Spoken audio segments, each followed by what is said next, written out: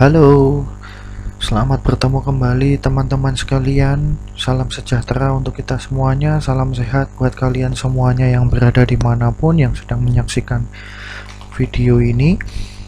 Ya, pada video kali ini saya masih akan membahas tentang tutorial AWS, tetapi fokusnya pada video kali ini adalah tentang bagaimana secara sederhana, secara basic, secara dasar, bagaimana kita membuat suatu Amazon DynamoDB. Ya, jangan lupa teman-teman untuk like video ini. Kalau subscribe di sini opsional ya, seperti biasa di sini. Oke, sekilas dulu ya sebelum kita masuk ke bagian praktek kita. Apa sih Amazon DynamoDB ini?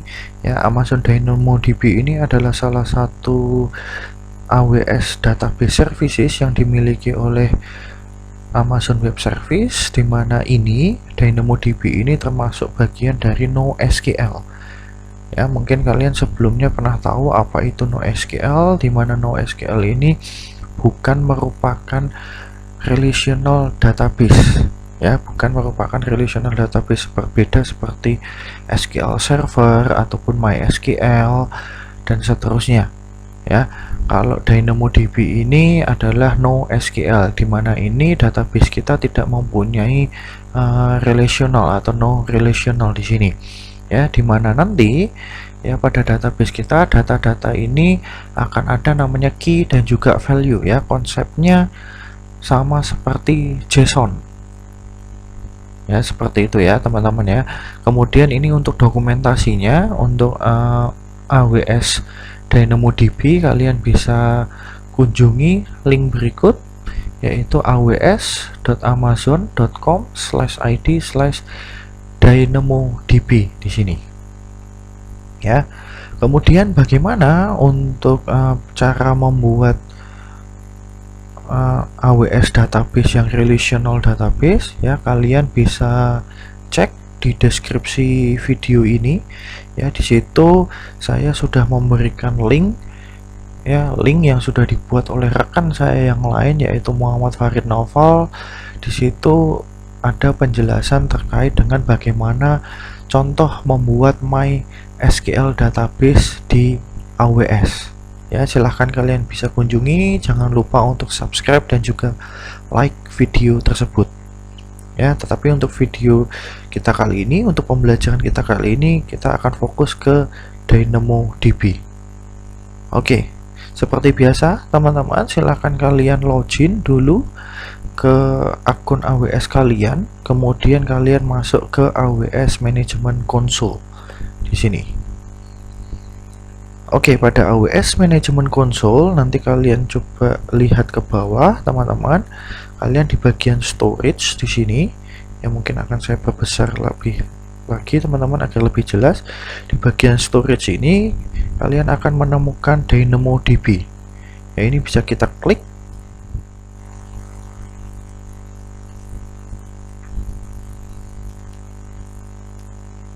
Ya, ini kita akan masuk ke halaman suatu dashboard teman-teman. Ya, kemudian kita bisa create table.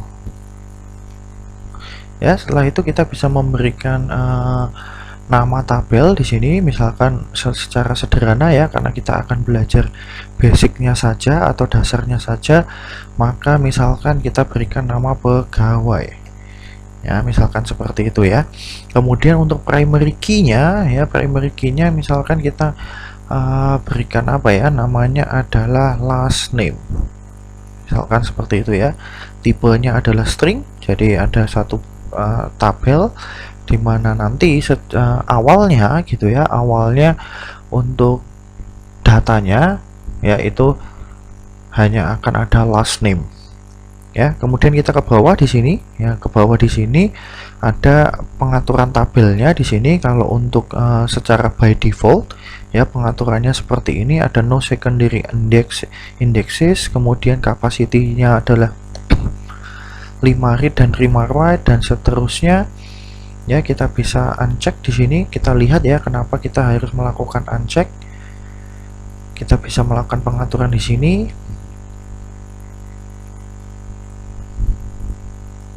Ya, kita bisa berikan secondary index. Nah, kalau kita tidak mau memberikan secondary index, biarkan saja teman-teman.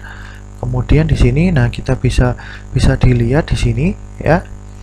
Bisa dilihat di sini adalah read and write capacity mode can be changed later. Ya, di sini secara by default ya kita akan diarahkan ke free tier eligible di sini. Ya, dimana kalau kita menggunakan free tier eligible, maka di sini read capacity unit untuk tabelnya adalah 5, untuk write-nya juga ada 5 di sini. Dan kita lihat biayanya, estimasi biaya per bulannya adalah 2,91 dolar, hampir 3 dolar di sini. Ya, bagaimana kalau kita menggunakan on demand di sini? Ya, kalau on demand berarti di sini kita hanya menggunakan gitu ya. Kita akan menggunakan sesuai dengan apa yang kita buat di sini. Ya, untuk lebih jelasnya kalian bisa masuk ke halaman link DynamoDB pricing. Ya, itu untuk lebih jelasnya teman-teman di sini. Gitu ya. Kemudian di sini ada auto scaling teman-teman. Bagaimana nanti kita melakukan jika data kita sudah melebihi kapasitas kita, maka dia akan kita lakukan auto scaling. Ya, dimana ini minimum kapasitasnya tadi adalah 5 karena di sini adalah free tier. Ya, kita pilihnya adalah free tier. Kemudian maksimum kapasitinya adalah di sini adalah 40.000 ya, masing-masing di sini. Ya, kemudian untuk auto scalingnya adalah 70% dari kapasitas yang semula di sini, atau kapasitas saat ini sebenarnya gitu ya. Oke, yang lain biarkan pengaturannya secara default saja teman-teman. Kita create. Oke teman-teman, ya ini database tabel kita sudah berhasil dibuat di sini.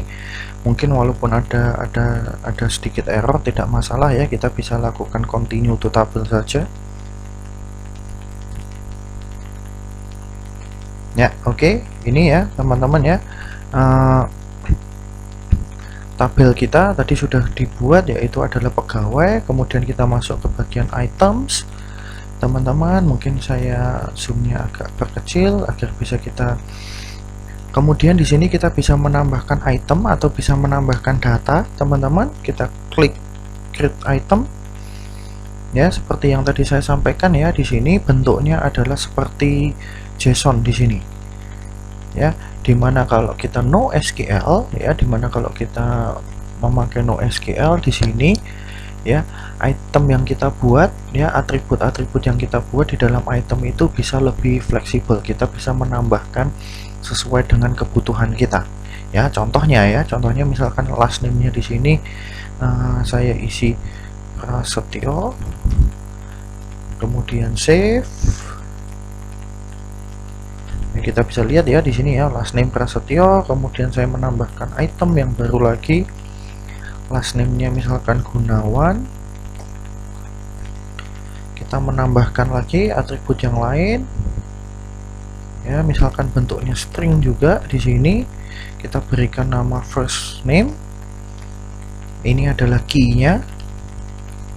Ya, atau mungkin kalian kalau biasanya di yang relational adalah ini adalah nama kolomnya, tapi kalau di NoSQL di sini namanya adalah key-nya ya. Kemudian value-nya misalkan Ivan, nama artis ya, Ivan Gunawan. Kita save. Ya, kita lihat ya di sini bentuknya akan beda. Kalau last name ini tetap akan sebagai primary key-nya, tetapi akan semacam menambahkan key yang baru di sini, atau mungkin kolom yang baru kalau di yang relational database gitu ya. Tetapi untuk Prasetyo-nya tidak ada di sini, tapi kita bisa menambahkan di sini gitu ya. Ya, bisa menambahkan lagi di sini. Kita bisa mengedit lagi di dalamnya. Ya, misalkan kita tambah lagi item lagi, misalkan ya namanya adalah Kurniawan. Last name-nya, sorry, untuk last name-nya adalah Kurniawan. Kita tambahkan lagi di sini untuk first name, misalkan Kevin ya. Kemudian tambahkan lagi di sini, misalkan kita ganti deh, tipenya adalah number ya.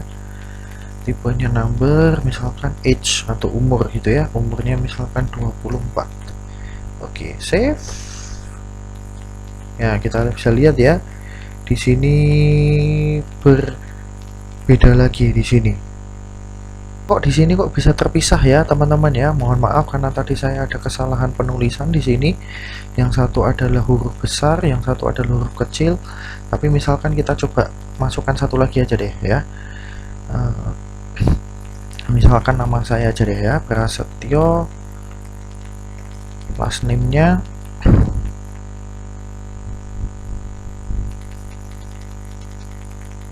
kita samakan ya, semoga tidak salah ya ini ya. Ini Vincentius,